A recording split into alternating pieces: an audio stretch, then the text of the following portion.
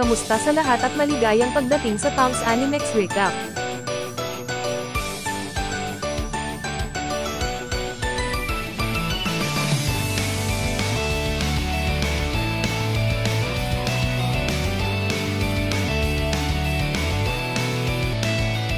Sa sandaling ito, isang magsasaka ang nagtatrabaho sa isang bukid, na naglalagay ng isang stack ng dayami sa kanyang truck.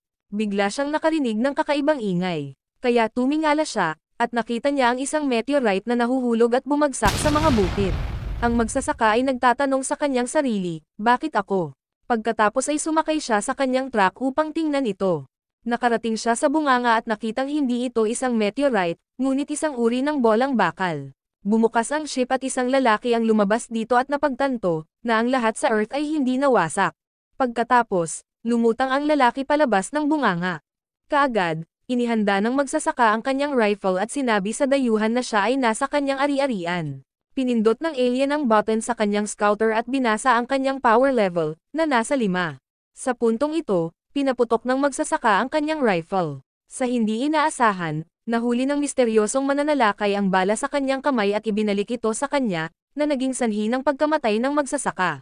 Pagkatapos, ang kanyang scouter ay nakakuha ng isang high power level, kaya siya ay umalis pagkatapos nito, na nagsasabi na, ihanda mo ang iyong sarili, Kakarot. Samantala, sa mga oras na ito, si Piccolo ay nakatayo sa isang kaparangan. Bigla siyang nakaramdam ng napakalaking kapangyarihan na papalapit sa kanya. Hindi nagtagal, dumating ang dayuhan at sinabing naisip niya na si Piccolo si Kakarot. Binasa niya ang power level ni Piccolo, na 322, at sinabing hindi siya taga-Earth at magiging hangal ang pag-atake sa kanya. Sinabi ni Piccolo na wala siyang intensyon na magsimula ng away, ngunit sinabi ng dayuhan na ginagawa niya. Nagalit si Piccolo at pinaulanan siya ng dust attack sa kanya. Iniisip niya na nawasak siya. Gayunpaman, nang naalis ang alikabok, ang misteryosong dayuhan ay hindi man lang nasaktan. Nagulat ito kay Piccolo. Pagkatapos, naghanda siyang salakayin si Piccolo sa pamamagitan ng isang energy attack. Sa kabutihang palad, may nadetect na enerhiya ang kanyang scouter. Siya ay lumipad, sinasabi na sa pagkakataong ito, sigurado siyang ito na si Kakarot. Dahil dito, ligtas si Piccolo. Bumaba si Piccolo at huminga, sinabi kung paano niya ito natamaan ng buong lakas at hindi man lang siya kumibo. Ang misteryosong Saiyan ay lumilipad patungo sa power level sa pamamagitan ng kanyang scouter, at sinasabi na kung paano niya naaalala pa rin ang araw na ipinadala nila si Kakarot sa Earth. Samantala, pagkatapos ng 5 taon na wala, si Bulma ay iniimbitahan sa Kami House, kung saan nakatira si Master Roshi at Krillin. Biglang dumating din si Goku, at ipinakilala ang kanyang anak na si Gohan sa lahat.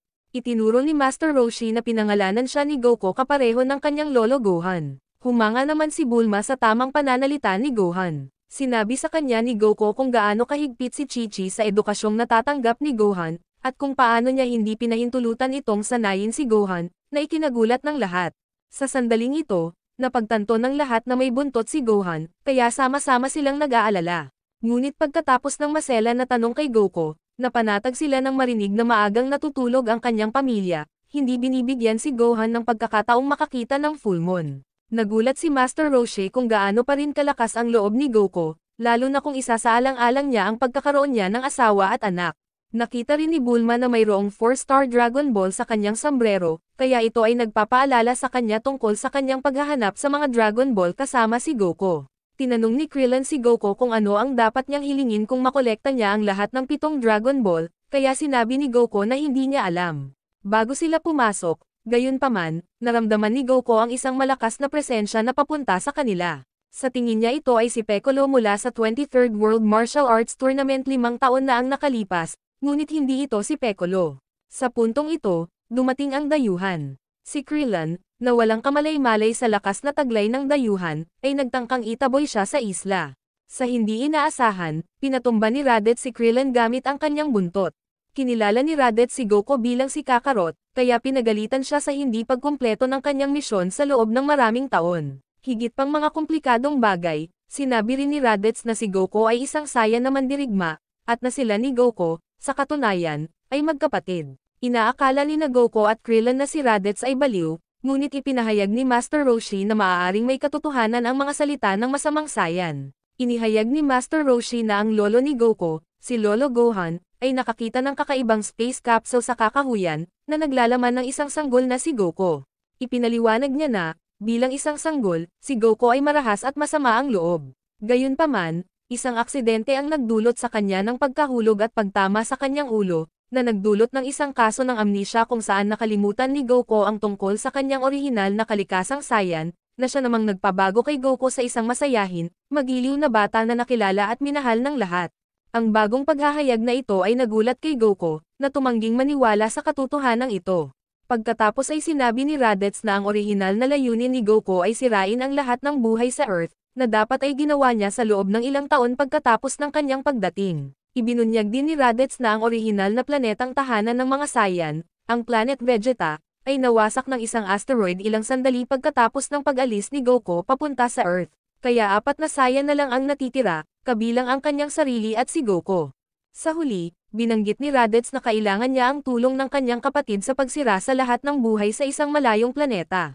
Tumanggi si Goko, na nagudyok kay Raditz na mapansin si Gohan, na nananatili pa rin ang kanyang Saiyan tail, na humantong kay Raditz na ibanta ang kapalaran ng bata.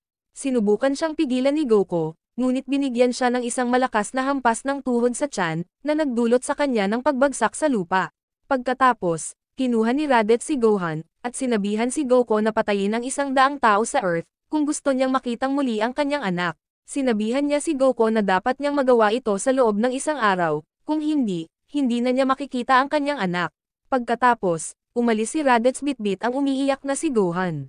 Sa sandaling ito, hindi gustong kumpletuhin ang gawain, umupo doon si Goko at pinag-isipan kung paano maibabalik ang kanyang anak.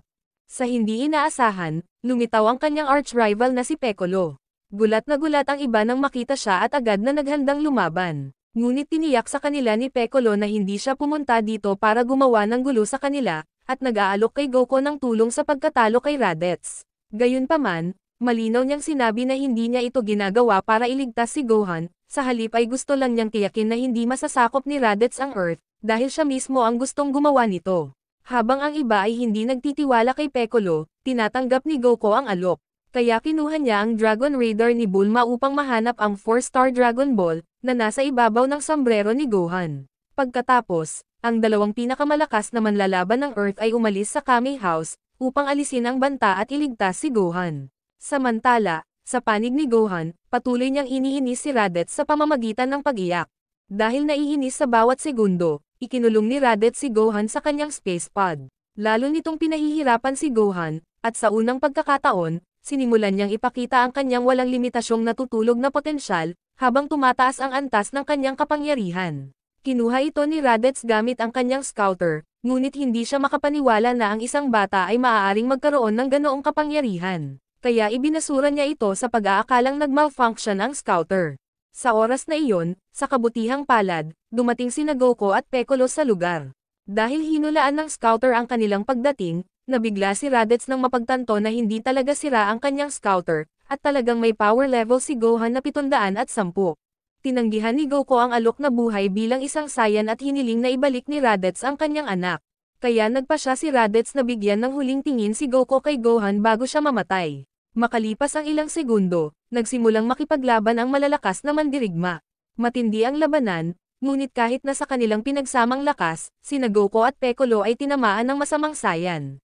Pagkatapos ay ibinunyag ni Raditz kina Goko at Piccolo, na ang 2 natitirang Saiyan Warriors ay may mas mataas na kapangyarihan kaysa sa kanyang sarili, na labis nilang ikinagulat.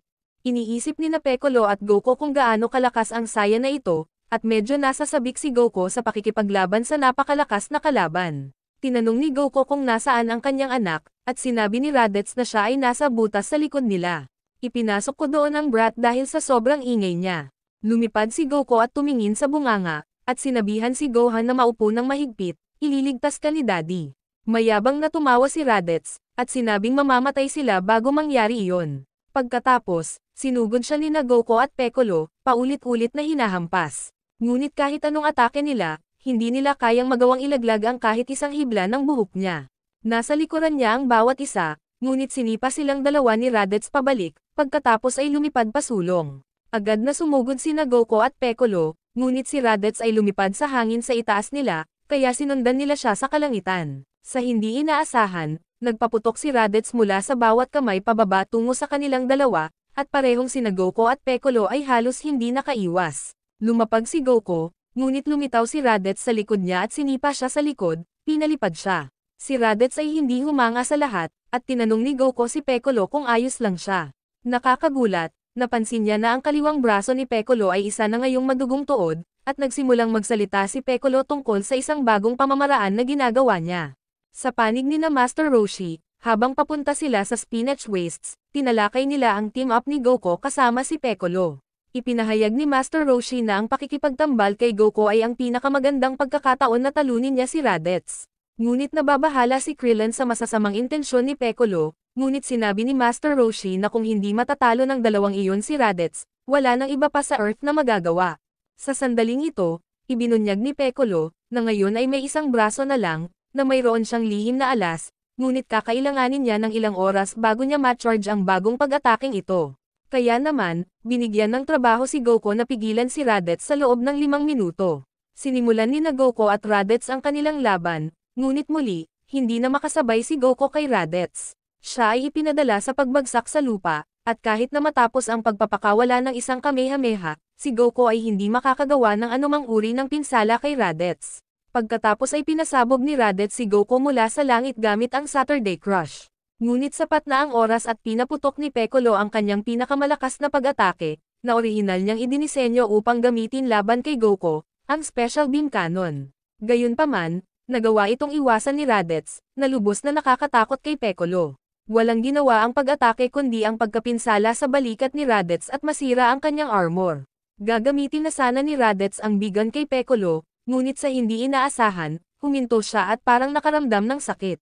Sa pagtalikod, nakita ni Raditz na hinawakan ni Goko ang kanyang buntot, na naging dahilan para mawalan siya ng lakas. Pinisilito ni Goko, na paralisa si Raditz, at sinabihan si Piccolo na gamitin muli ang espesyal na beam cannon. Sumang-ayon si Piccolo, ngunit sinabi na mayroon lamang siyang sapat na lakas upang magamit ito ng isa pang beses. Humingi ng awa si Raditz at nakiusap kay Goko sa pamamagitan ng pagsasabi na kung hahayaan niya siya, pagkatapos ay iiwan niya ang Earth at hindi na babalik. Sinubukan ni Piccolo na balaan si Goko na nagsasabi na ito ay isang panlilinlang, ngunit nakuha ng awa ni Goko ang kanyang pakiusap. Sa sandaling pinakawalan ni Goko ang buntot ni Raditz, agad siyang tumayo at siniko si Goko palayo, pagkatapos, inipit niya si Goko sa lupa gamit ang kanyang paa. Tinuya ni Raditz si Goko dahil sa pagiging madaling malinlang. Tinawag ni Goko na marumi ang panlilinlang, ngunit tumugon si Raditz na siya ay isang first-class na mandirigma at gagawin niya ang lahat upang manalo, kahit na nililinlang ang kanyang sariling kapatid. Pagkatapos ay hinamon niya si Piccolo na gamitin muli ang espesyal na beam cannon, ngunit hindi magawa ni Piccolo dahil iiwasan niya ito muli. Pagkatapos ay patuloy na pinahirapan ni Raditz si Goko sa pamamagitan ng pagdurog sa kanyang mga tadyang sa ilalim ng kanyang paa. Patuloy na sinasaktan ni Raditz si Goko habang naririnig ni Gohan ang kanyang mga sigaw mula sa loob ng space pad. Sa hindi inaasahan, biglang nakakuha ng malaking power level si Raditz, ngunit hindi niya alam kung saan ito nanggagaling. Nakakapagtaka, biglang sinira at lumabas ang isang galit na si Gohan sa space pad, na ikinagulat ng lahat. Agad na sinabihan ni Goko si Gohan na tumakas, ngunit sa halip ay labis na galit si Gohan para magkaroon ng kahulugan sa anuman. Si Raditz, na nagbabasa ng power level ni Gohan, ay nagsimulang magpanik. Biglang sinugod ni Gohan si Raditz at tinamaan siya sa gitna ng kanyang dibdib, na nag-iwan sa kanya na nasugatan habang umuungol sa sakit. Tumakbo si Gohan sa tabi ng kanyang ama, habang si Raditz ay pasuray-suray na tumayo. Nakiusap si Goko kay Gohan na tumakbo, ngunit ngayon ay natatakot siyang gawin ito. Binasa muli ni Raditz ang kapangyarihan ni Gohan, na ngayon ay bumagsak ito ng malaki sa isa. Galit na hinampas ni Raditz si Gohan na nawalan ng malay, na nagpapadala sa kanya ng ilang talampakan ang layo. Pagkatapos ay lumapit si Raditz kay Gohan at nagsimulang mag-ipon ng enerhiya para patayin siya. Ibinunyag ni Raditz na si Gohan ang unang taong nakasugat sa kanya ng ganito kalubha. Habang itinataas ni Raditz ang kanyang braso para sa huling atake, biglang sumugod si Goko at ginapos siya sa isang full Nelson, na pinipigilan ang pag-atake. Sinabihan niya si Piccolo na subukang muli ang Special Beam Cannon, kahit na nangangahulugan ito ng kanyang sariling kamatayan. Si Piccolo, nang walang pag-aalinlangan, ay nagsimulang mangalap ng enerhiya para sa isa pang espesyal na beam cannon. Nakiusap si Raditz sa kanyang kapatid na muling isaalang-alang kung ano ang kanyang ginagawa, ngunit si Goko ay kumapit lamang ng mas mahigpit. Sa wakas, Nakakalap ng sapat na enerhiya si Piccolo para sa pamamaraan at pinaputok ito kay Raditz. Direktang dumaan ang beam sa magkapatid na Saiyan. Ang dalawa ay bumagsak sa lupa at nasugatan. Nilapitan ni Piccolo si Raditz, na nananagway na si Goku ay walang kabuluhang nagsakripisyo ng kanyang buhay. Kaya sinabi ni Piccolo kay Raditz ang tungkol sa Dragon Balls at maaari nilang ibigay ang anumang hiling, kasama na ang pagbuhay sa mga patay. Sa hindi inaasahan, lihim na ipinadala ni Raditz ang mensahe sa kanyang dalawang kasosyo sa kalawakan. Matagumpay na sinabi sa kanila ni Raditz na ang dalawang ito ay mas malakas kaysa sa kanya, at malamang na sila ay pupunta sa Earth upang gamitin ang Dragon Balls para hilingin siyang bumalik sa isang taon. Si Raditz ay tumawa na parang baliw, kaya ang isang galit na Piccolo ay tinapos si Raditz. Sa ibang planeta, ang mga kasama ni Raditz, si Vegeta at Nappa, ay kumukuha ng signal ni Raditz at nalaman ang tungkol sa Dragon Balls. Samantala, dumating sina Bulma, Master Roshi, at Krillin sa tamang oras para magpaalam kay Goku. Bumalik sa deep space, binanggit ni Nappa ang paggamit ng Dragon Balls para hilingin na mabuhay muli si Raditz. Ngunit sinabi sa kanya ni Vegeta, na si Raditz ay isang mahina, at ito ay isang pag-aaksaya ng isang hiling. Nagpa siya si Vegeta na hilingin ang buhay na walang hanggan, kaya pumasok sila sa kanilang mga space pod at tumungo sa Earth. Sa sandaling ito, nagsisimulang maglaho ang katawan ni Goku. Nagtaka sila, ngunit sinabi ni Piccolo na ito ay ginawa ni Kami, ang Diyos ng Earth, pinahintulutan siyang panatilihin ang kanyang katawan pagkatapos ng kamatayan. Ang lahat ay naiwan upang magdalamhati sa kanyang pagkamatay at maghanda para sa paparating na banta. Sa sandaling ito, nagtataka si Bulma kung paano natunton ni Raditz si Goku. Sinabi sa kanya ni Piccolo na dahil iyon sa sensor na nakakabit sa mukha ni Raditz. Kinuha ni Bulma ang makina at inayos ito, kaya plano niyang gamitin ito para hanapin si Tenshinhan at Yamcha. Habang naghahanda silang bumalik sa Kame House, pinatubo ni Piccolo ang kanyang braso, pagkatapos ay sinabi niya kina Bulma, Krillin at Master Roshi na gusto niyang kunin si Gohan para sa espesyal na pagsasanay.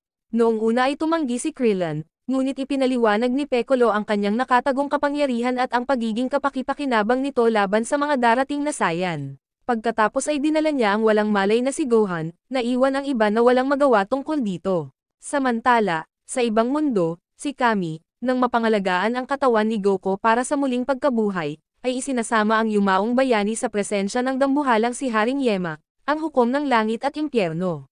Pinili niyang magsanay kasama ang dakilang King Kai, isang nilalang na ang posisyon ay higit pa kaysa kay King Yema, bago siya muling buhayin ng Dragon Balls. Ibinunyag ni Haring Yema na libu-libong taon na ang nakalipas, nagsanay din siya sa ilalim ng Kai na ito, na talagang isang makapangyarihang tao. Pagkatapos matanggap ang pahintulot ng hari, inihatid si Goku sa ulo ng Snake Way, ang ruta sa pagitan ng palasyo ni King Yema at ng kaharian ni King Kai. Sa panig ni Bulma, sa kanilang pagbabalik sa Kame House, iniisip ni Krillin kung paano kukunin ni Chi-Chi ang balitang nangyari at kung sino ang dapat na magsabi sa kanya.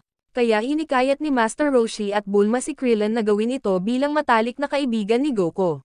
Sa bahay ni Goku, sinubukan ni Chi-Chi na tawagan ang Kame House na nag-aalala kung bakit hindi pa umuuwi sina Goku at Gohan, ngunit walang sumasagot.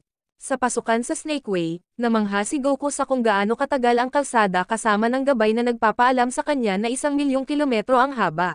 Binabalaan ng gabay si Goku na wag mahulog sa landas dahil walang paraan para bumalik siya kung babalik siya. Bago umalis si Goku, hiniling niya sa gabay na kung maaari niyang hilingin kay Fortune Teller Baba na sabihin sa kanyang mga kaibigan na wag siyang buhayin sa loob ng 1 taon. Samantala, pagdating sa isang lugar na walang nakatira, ginising ni Piccolo si Gohan at ipinaalam sa kanya ang pagkamatay ng kanyang ama. Pagkatapos, tinukoy niya ang lawak ng natutulog na kapangyarihan ni Gohan sa pamamagitan ng paghahagis sa kanya sa isang bundok. Sa hindi inaasahan, agad niya itong nawasak, na labis na ikinabigla ni Piccolo. Sa sandaling ito, sinabi sa kanya ni Piccolo na bubunutin niya ang kapangyarihang ito at sanayin siya, gusto man o hindi ni Gohan. Tinanong ni Gohan si Piccolo kung bakit hindi siya kayang sanayin ng kanyang ama kapag siya ay nabuhay muli, ngunit sinabi sa kanya ni Piccolo na siya ay masyadong malambot at sila ay kapos sa oras.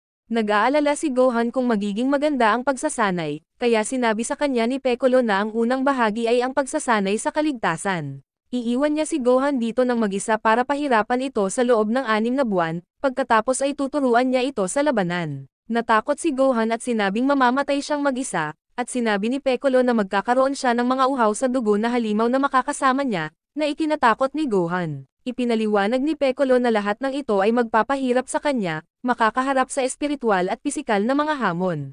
Huwag kalimutan na ang susi sa kapalaran ng mundo ay nasa iyong kamay. Maniwala ka sa iyong sariling kapangyarihan, at sa bisa ng kapangyarihang iyon. Dapat mong pag-aralan upang mailabas ito. Pagkatapos ay nagpaalam si Piccolo at sinabihan siyang huwag isipin na tumakas, ito ang langit kumpara sa paligid. Umiiyak si Gohan at nagtanong kung nasaan ang pagkain, banyo, at kama, at tinawanan lang ito ni Piccolo. Iniisip ni Gohan na siya ay malupit, kaya sinabi sa kanya ni Piccolo na kapalaran niya ang maging malupit, tulad niya. Samantala, sinabi ni Kami kay Mr. Popo na nararamdaman niya ang pagbabago kay Piccolo at hindi siya kumikilos sa paraang inaasahan niya. Naniniwala siya na ang dahilan nito ay dahil alam ni Piccolo na mamamatay sila sa loob ng 1 taon batay sa propesya na mayroon si Kami, kahit na hindi niya alam kung ito ay dahil namatay si Piccolo sa labanan o kung mamamatay siya sa katandaan. Habang si Gohan ay humagulgol sa kanyang sarili sa Earth, sinusubukan ni Goku na magtipid ng ilang oras sa pamamagitan ng paglukso sa buong bahagi ng napakalikol na kalsada.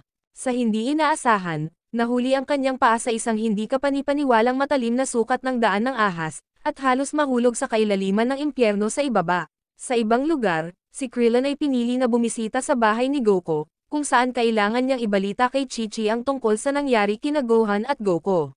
Ngunit nang direktang nakaharap sa Ox King at sa kanyang mainit na ulo na anak na babae, hindi niya magawang gawin iyon. Sa sandaling iyon, si Gohan ay nasa ilang, natatakot at umiiyak. Sa hindi inaasahan, may lumabas na dinosaur, kaya mabilis na tumakbo si Gohan palayo dito, hanggang sa madapa siya at matumba. Ang dinosaur pagkatapos ay tumutok sa kanya, ngunit si Gohan ay biglang tumalon palayo dito. Lumingon-lingon ang dinosaur at hindi siya mahanap dahil nasa ibabaw na ngayon si Gohan sa kalapit na bundok na malayo sa ibabaw ng dinosaur. Si Gohan pagkatapos ay umiiyak tungkol sa pagiging nakulong doon. Nang gabing iyon, si Gohan ay nakahiga lamang at sumisinghot. Pagkatapos ay nakakita siya ng ilang mansanas, at tuwang-tuwang kinakain ang mga ito. Ngunit nagtaka siya dahil walang mga puno ng mansanas dito. At ang mga mansanas ay maasim. Umiiyak si Gohan tungkol sa pagnanais ng pagkaing niluto ng kanyang ina. Si Piccolo, na nanunood mula sa malayo, ay naasar. Kaya sinabi niya, hindi na ito mauulit muli. Si Krillin, na hindi makapagbigay ng balita kay Chi-Chi at sa Ox King tungkol kay Gohan at Goku, ay bumalik sa Kami House, kung saan si Master Roshi at Bulma ay naghihintay sa kanya. Pinagalitan siya ni Bulma dahil hindi niya masabi kay Chi-Chi ang totoo tungkol sa nangyari. Sa wakas ay inayos niya ang scouter at ginagamit ito para matukoy ang antas ng kapangyarihan ni Master Roshi, Krillin at Pagong. Pagkatapos ay dumating si Yajirobe na may kasamang mensahe mula kay Korin, sinabi niya tipunin ang natitirang Z-Fighters sa tuktok ng Korin Tower, dahil nagpasya si Kami na sanayin sila. Nagulat sila, at pagkatapos ay umalis na si Yajirobe. Sa hindi inaasahan, ang Ox King at si Chi-Chi ay mainit sa landas ni Krillin, sa paghahanap ng kanyang asawa at anak, na ikinatakot nila. Nabalisa si Krillin, kaya sabi niya, tatakas ako, sino ang sasama? Ngunit pinigilan siya ni Master Roshi at sinabi, ito na ang tamang pagkakataon upang malaman ni Chi-Chi ang totoo.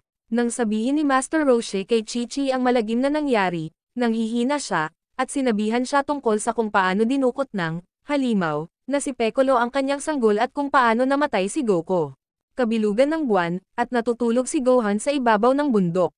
Natutulog din si Piccolo, habang naka-cross-legged, at lumulutang sa hangin. Pagkatapos ay nagising si Gohan upang umihi at nag-aalala tungkol sa kung paano siya bababa dito. Pagkatapos ay nagtataka siya kung bakit napakaliwanag sa gabi at lumingon sa paligid at tumitingin sa buwan. Ito ang unang pagkakataon niyang makakita ng buo. Sa hindi inaasahan, nakuha niya ang tingin sa kanyang mga mata tulad ng nakasanayan ni Goku at nagsimulang magbago. Masyadong malaki si Gohan para tumayo sa ibabaw ng bundok, kaya nahulog siya sa lupa. Nagtataka si Piccolo nang makita ito, at sinimulan ni Gohan na durugan ang lahat ng nasa paligid niya at nagpaputok ng napakalaki mula sa kanyang bibig sa di kalayuan. Sa palagay niya, mawawasak ang Earth bago pa man makarating dito ang mga Saiyan, at pagkatapos ay naaalala ang sinabi ni Raditz kay Goku tungkol sa Full Moon Transformations, kaya naman, nagpasya siyang alisin ang buwan. Pagkatapos ay bumalik sa normal si Gohan at nakatulog ng hubot-hubad sa lupa. Si Piccolo ay nagsimulang mag-isip tungkol sa lakas ng mga Saiyan na ito, at pagkatapos ay napagtanto na kailangan din ang mga buntot para sa pagbabago. Kaya, hinugot ni Piccolo ang buntot at pagkatapos ay nagpasya na gawin si Gohan na isang espada, at isang kasuotan tulad ng sa kanyang ama.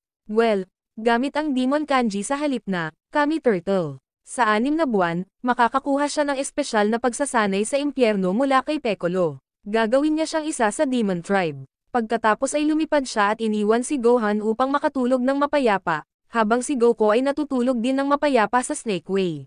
Kinaumagahan, nagising si Gohan na nawalan ng balanse sa bagong nahanap na pagkawala ng kanyang buntot, pati na rin ang pagkagulat sa kanyang bagong damit. Biglang hinabol ng isang pangkat ng mga ligaw na hayop si Gohan, hanggang sa mahulog siya sa isang butas sa disyerto, kung saan natuklasan niya ang isang sinaunang probe robot sa mga cavernous na guho sa ibaba.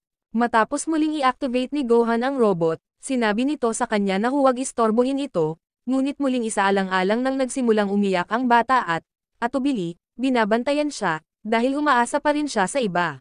Sinubukan ni Gohan na hukayin ang robot mula sa buhangin habang sinasabi nito sa kanya kung paano. 80 taon na ang nakalipas, nabaon ito ng lindol habang hinuhukay nito ang mga guho.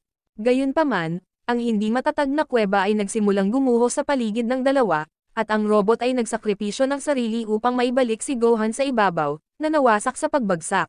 Sa sandaling ito, ang kanyang mga luha ay umaagos sa kanyang mukha. Dinaig ni Gohan ang kanyang mga kalungkutan, naglakad pabalik sa disyerto. Samantala, ipinagpatuloy ni Goku ang kanyang paglalakbay sa Snake Way. Nagsimula siyang magutom, kaya huminto siya upang magpista sa ilan sa mga ulap na nakapalibot sa Otherworld. Sa sandaling ito, si Gohan ay nagsimulang maging bihasa sa ligaw na buhay, nakakakuha ng pagkain para sa kanyang sarili. Pagkatapos ng isang kalapit na bagyong may pagkulog, sumilong si Gohan sa isang kalapit na kuweba kung saan gumawa siya ng pamahid upang gamutin ang kanyang mga sugat. Samantala, sa nakalipas na 5 taon, si Yamcha ay nagtatrabaho sa panig bilang isang propesyonal na manlalaro ng baseball para sa mga Titan. Halatang sabik din ito sa labanan. Sa gitna ng isang laro laban sa Rockets, siya ay hinila mula sa isang away ni Krillin. Pagkatapos ay ibinalita niya ang pagkamatay ni Goku at ang paparating na pag-atake ng mga kasama ni Raditz. Pagkatapos noon, nakipagkita sila kay Bulma, na hindi pa rin pinatawad si Yamcha sa kanilang huling paghihiwalay, at umalis para sa kanilang pagtatagpo ni Kami sa isa sa kanyang mga capsule hovercar. Kinaumagahan, nagising si Gohan at napansin niyang naubos na ang lahat ng pagkain niya. Pumunta siya sa labas at nakakita ng isang dinosaur na may malaking tabla na nakadikit sa kanyang tagiliran. Inilabas ni Gohan ang mga tabla at naghanda ng bendahe tulad ng inilapat niya sa kanyang sarili para sa dinosaur. Pagkatapos ay umalis si Gohan upang kumuha ng pagkain para sa kanyang bagong kaibigan, at nang bumalik siya, kinain niya ito sa isang malaking lagok.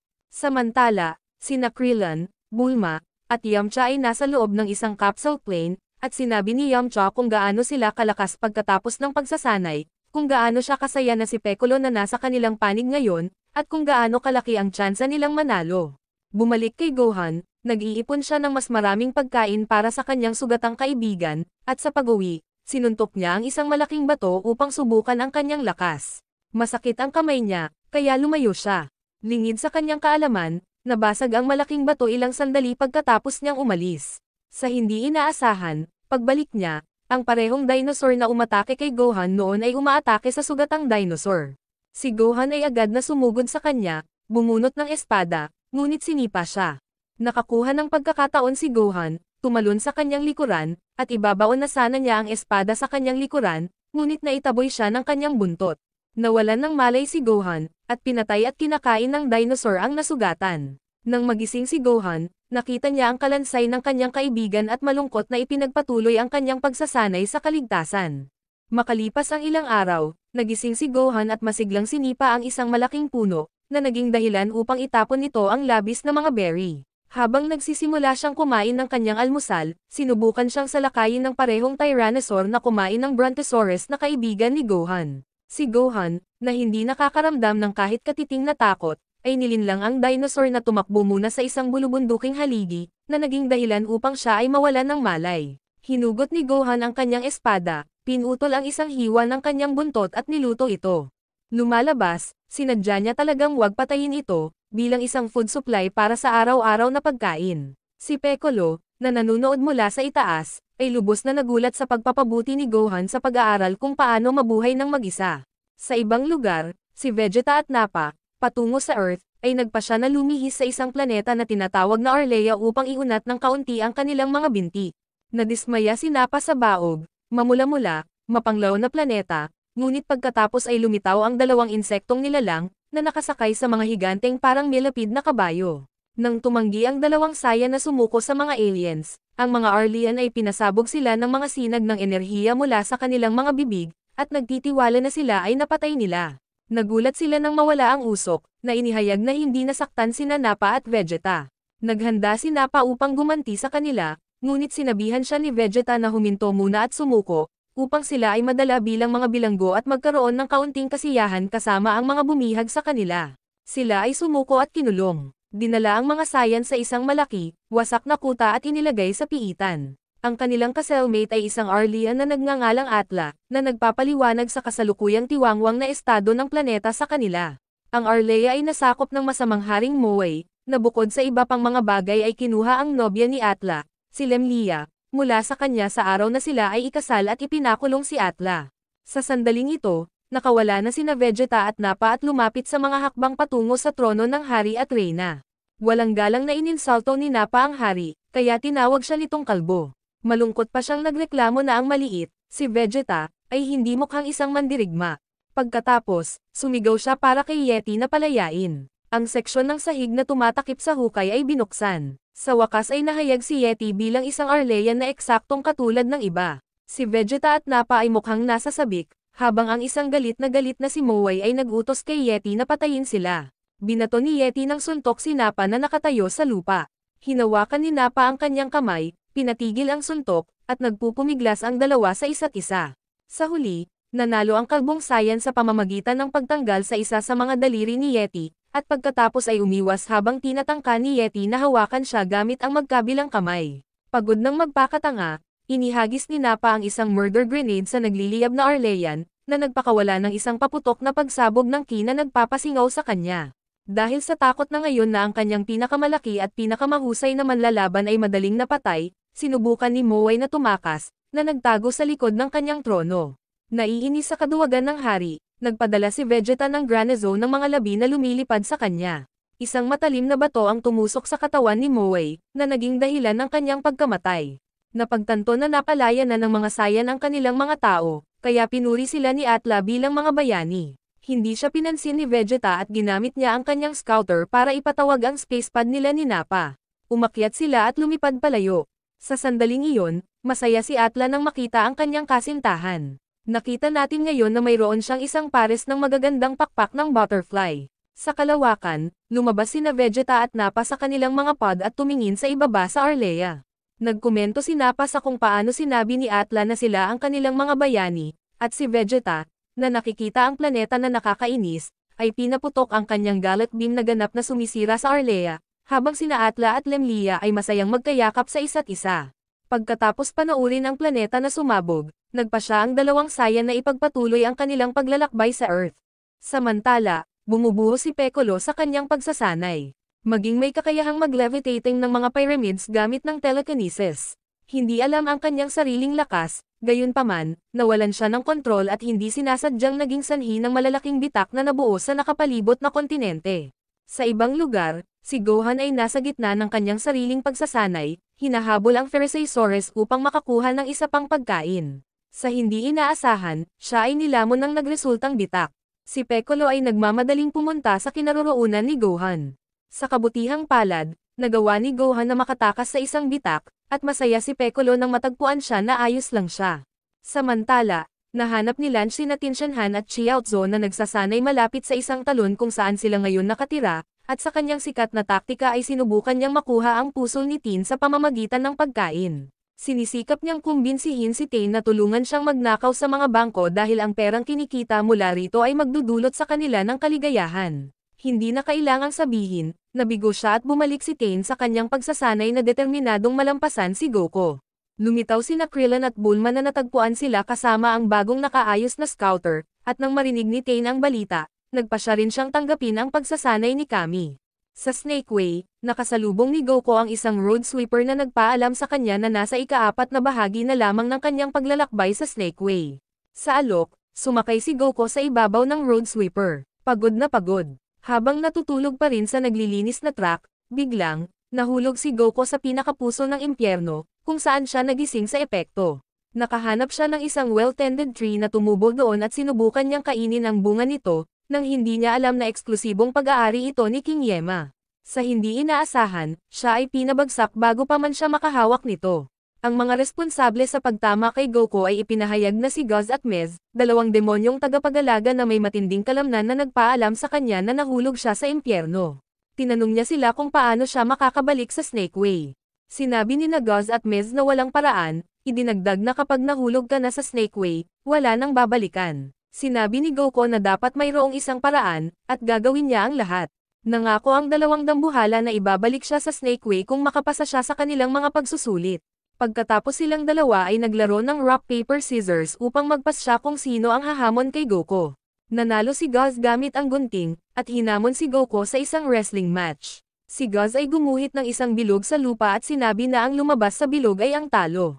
Agad na sinugod ni Guz si Goku at itinulak siya hanggang sa gilid ng bilog, kung saan tumawa si Goku at, sa isang simpleng pagtulak, pinaalis si Guz sa bilog. Samantala, sa mundo ng mga tao, sinimulan ni Tane at Chiaotzu ang kanilang pag-akyat sa Koren Tower para makatanggap ng pagsasanay mula kay Kami. Bumalik sa impyerno, sinabi ni Guz na mayroon siyang espesyal na flying machine, na isang mahabang tabla ng kahoy na inilagay sa ibabaw ng isang bato. Nakatayo si Goku sa isang dulo at tumalon si Guz mula sa isang bangin patungo sa kabilang dulo. Si Goku ay pumailang lang pataas at tumama ang kanyang ulo sa isang hindi nakikitang hadlang. Pagkatapos ng ilang beses na paggawa nito, lumabas si Mez sa kanyang opisina at sinabing may alam siyang lihim na daanan pabalik sa Snake Way, at ipapakita ito kay Goku kung mahuli niya siya sa isang foot race. Samantala, si Gohan ay masayang mapaglarong umiiwas sa Sabertooth Tiger, habang siya ay kumukuha ng mga berry at mani. Mabilis siyang umiwas at tumalon palayo sa halimaw. Sa huli, napapagod ito hanggang sa sumuko. Sa panig ni Goku, nagsisimula na ang habulan, at hindi mahuli ni Goku si Mez ng ilang oras. Sa kalaunan ay tumakbo sila sa paligid ng puno ni Haring Yema, at sinabi ni Mez na sino man maliban kay Haring Yema ay ipinagbabawal na kainin ito. Sinabi ni Mez, ang isang bunga na ito ay magbibigay ng dagdag na lakas at hindi ka makakaramdam ng gutom sa loob ng 3 buwan. Nagulat si Goku, at sinabi niya na kakainin niya ito, kaya sinimulan siyang habulin ni Mez. Sa hindi inaasahan, huminto lang si Goku at hinayaan si Mez na tumakbo sa kanya, na nagdeklarang nanalo siya sa foot race. Naiinis si Mez sa panloloko ni Goku. Gaya ng ipinangako ng dalawang dambuhala, inakay ang ating bayani pabalik sa sikretong hagdanan na magdadala sa kanya sa Snake Way. Pinasalamatan sila ni Goku at ipinakita ang isang ipinuslit na prutas mula sa puno ni Haring Yema. Ngunit bago siya mapigilan ng mga dambuhala, hinain ni Goku ang prutas at tumakbo sa hagdan. Ngunit lumalabas na ang dalawang dambuhala ay may huling tawa, dahil talagang ang hagdanan ay humahantong kay Goku pabalik sa opisina ni Haring Yema, bago pa magsimula ang Snake Way. Ngayon, kailangang lakbayin ni Goku ang buong haba ng Snake Way mula sa simula. Sa sandaling ito, si Gohan ay hinahabol pa rin ng mabilis na napapagod na Sabertooth Tiger. Bigla niyang nasaksihan si Piccolo na hinahasa ang kanyang kapangyarihan sa pamamagitan ng pag-angat ng mga bato at malalaking bato, at paglikha ng isang dambuhalang kinokontrol na ipu-ipo na nakakapagpaikot ng buong bilog ng lupa sa isang kompletong 360 degree na bilog. Sina Krillin, Yamcha, Tenshinhan, Chiaotzu at Yajirobe ay nagtitipon sa The Lookout at sinimulan ang kanilang pagsasanay. Samantala, patuloy na tinatahak ni Goku ang Snake Way mula sa simula, kung saan nakatagpo siya ng kastilyo sa isang tabi na wala pa noon. Sa loob, nakilala niya ang magandang Princess Snake at ang kanyang mga katulong, na agad na nabighani sa kanya. Sinubukan niyang sampayan siya ng pagkain, sayaw, at isang mainit na paliguan.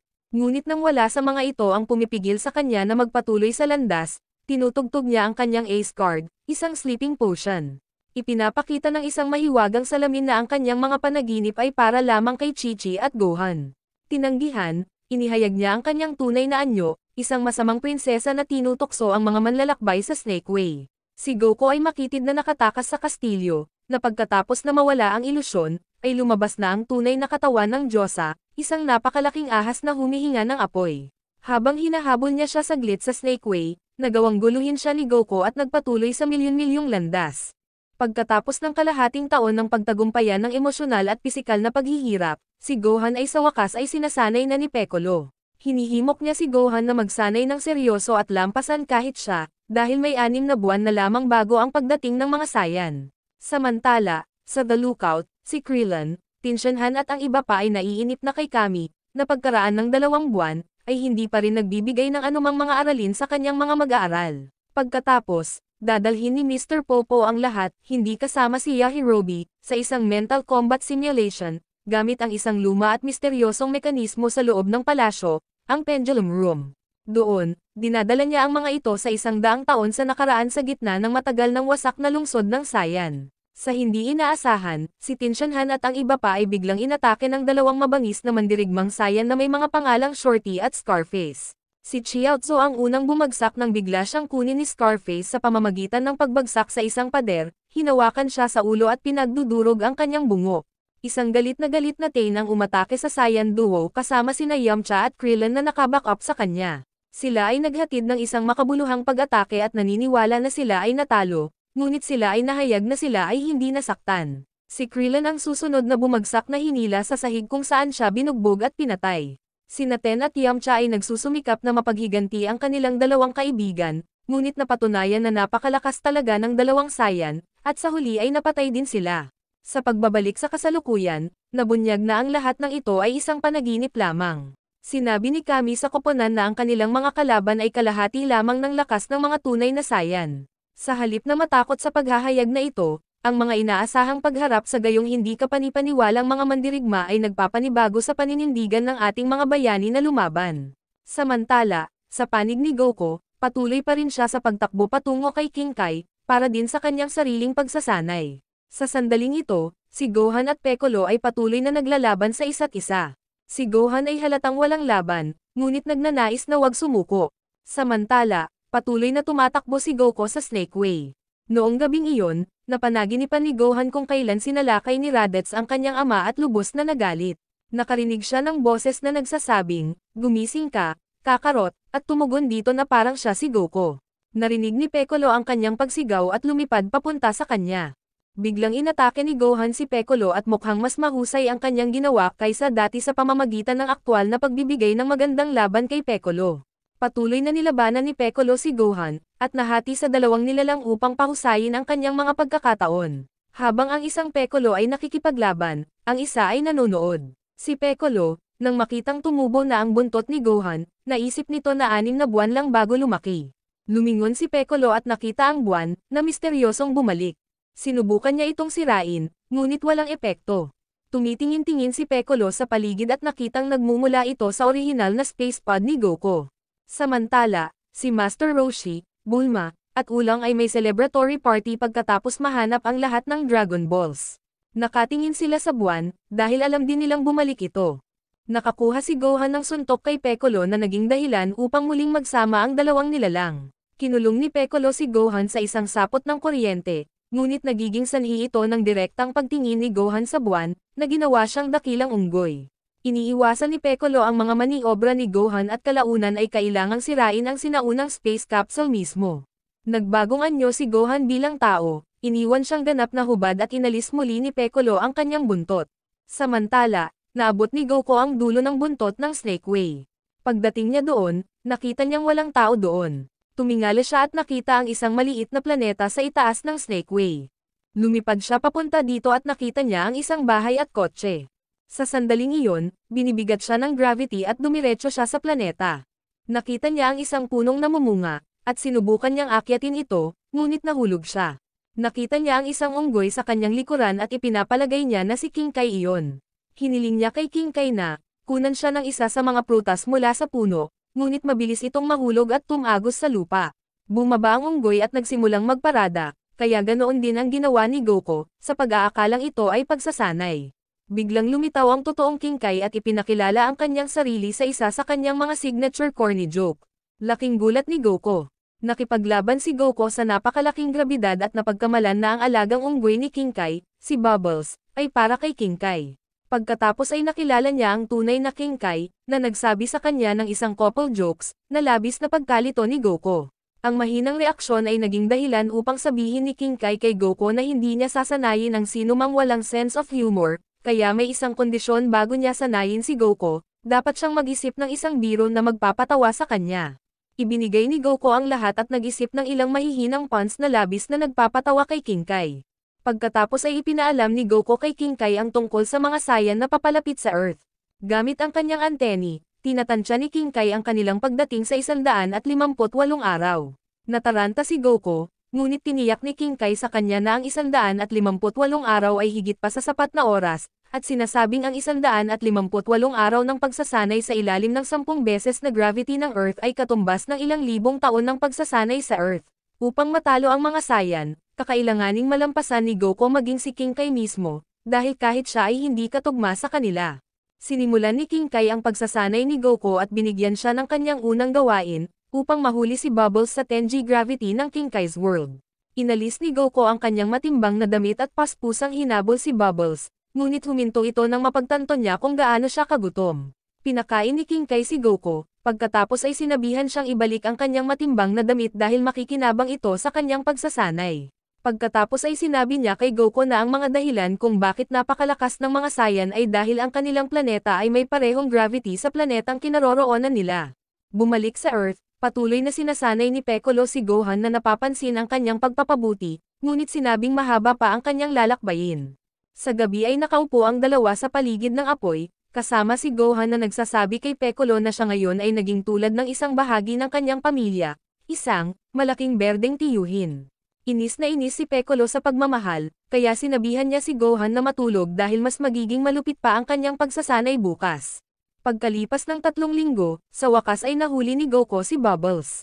Napahanga na nalampasan ni Goku ang planeta ni King Kai ng 10 beses na gravity, kaya inaasahan ni King Kai na maaaring makabisado ni Goku ang makapangyarihang Kaioken technique. Dahil matagumpay na nahuli si Bubbles, binigay ni King Kai kay Goku ang kanyang susunod na assignment. Kailangan niyang hampasin ang kanyang personal na assistant na si Gregory, isang higante, na napakabilis na tipaklong, sa ulo gamit ang isang napakalaking weighted martilyo. Nagsimula ang habulan, at kahit anong gawin ni Goku, hindi niya magawang matamaan si Gregory, na nagpapagod sa kanya. Pagkalipas ng ilang sandali, habang masayang umiinom ng tsaa si King Kai, sa hindi inaasahan, sa labas, walang humpay pa rin ang paghahampas ni Goku kay Gregory. Ngunit hindi pa rin niya ito matamaan, na nagresulta sa pagkasira ng sasakyan at kaguluhan sa buong planeta ni King Kai. Samantala, sa Earth, ipinagpatuloy ni Piccolo ang pagsasanay ni Gohan, na sa wakas ay natutunan na kung paano umiwas sa mga suntok at sipal ni Piccolo.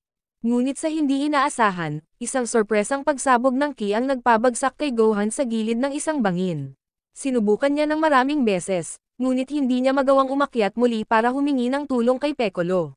Samantala, sa The Lookout, ipinagpatuloy ni Tenshinhan, Yamcha, Krillin at Yajirobe ang kanilang pagsasanay. Bumalik sa planeta ni King Kai, nanawagan si King Kai na magpahinga para sa pagkain. Sa sandaling ito, isinalaysay ni King Kai kay Goku kung paano ang mga Saiyan, na nagpuksa sa nag-iisang lahi ng humanoid sa planet Vegeta, tinatawag na Tophlay, ay gumawa ng interstellar terror, na nililinas ang buong planeta para muling ibenta sa ibang mga lahi. Mula noon, sila ay nadala sa malapit na pagkalipol, at 4 na individual lamang ang nakaligtas sa pagkawasak ng Vegeta. Matapos malaman ni Goku ang masamang pamana ng mga Saiyan, lumipad siya sa isang pagsabog ng liwanag patungo kay Gregory, na nakatuon lamang sa pagmartilyo sa kanya. Bumalik sa Earth, na kompleto ni Krillin at ng iba pa ang kanilang pagsasanay sa lookout na nalampasan na nila si Kami, kaya nagpasya silang ipagpatuloy ang kanilang pagsasanay ng mag-isa. Pagkalipas ng 2 linggo, sa wakas ay nagawang hampasin ni Goku si Gregory ng martilyo, kaya nagpasya si King Kai na ituro sa kanya ang Kaioken technique. Sa Kami House, hiniling ni Master Roshi sa kanyang kapatid na babae na gamitin ang kanyang kapangyarihan upang matukoy ang kinabukasan ng Earth, ngunit nang tingnan niya ay nalaman niyang walang kinabukasan ang planeta. Sa ngayon, isang araw na lang bago dumating ang mga Saiyan. Sa huling araw ng pagsasanay ni Goku, ginawa ni King Kai ang isang pagbabalik tanaw sa kanyang natutunan sa ngayon. Nagagawang mahuli ni Goku si Bubbles sa kalahating segundo at matamaan si Gregory sa 1.2 segundo. Sa ngayon, sinusubukan ni Goku ang kapangyarihan ng Spirit Bomb, isang life energy ball technique na natutunan niya kasama ng Kaioken mula mismo kay King Kai at hinugot ito ng napakalipad ng kulay. Sa hindi inaasahang pagkakataon, napagtanto ni King Kai na nabigo siyang isama ang oras na aabutin ni Goku upang makabalik sa mundo sa ibaba, at babalik na siya ngayon isang araw pagkatapos dumating ang mga Saiyan at huli na ang lahat. Agad na nakipag-ugnayan si Goku kay Master Roshi sa telepatikong sa pamamagitan ni King Kai, para sabihin sa kanya na ipatawag si Shenron sa mga Dragon Ball at buhayin siya kaagad.